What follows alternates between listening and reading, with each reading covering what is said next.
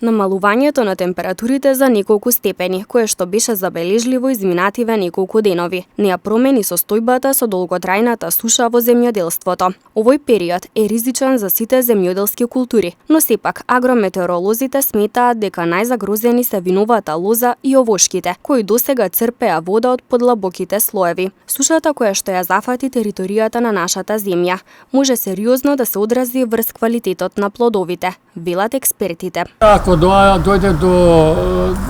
поготово кај овие повеќегодишни насади, зборуваме кај овие едногодишните култури, тоа е од сезона на сезона,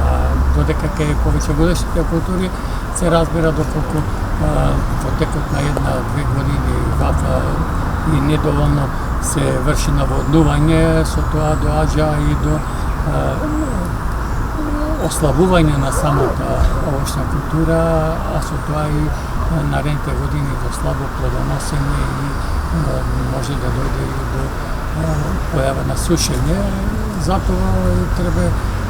да се наоѓа начини како да се наводлува, затоа што наводнувањето е еден од основните фактори за развој на земјоделската култура, за квалитетно плодоносење и за добивање квалитетни плодови. Без наводнување, без вода, се разбира како и секој жив организам, така и растенијата можат да угинат или пак да бидат во слаба кондиција, те повеќегодишни насади, да во наредните години имаме драстично намалување на преносот, па и ако се проложат годините со вакви енормни високи температури, доаѓа и до угинување или сушење на насади.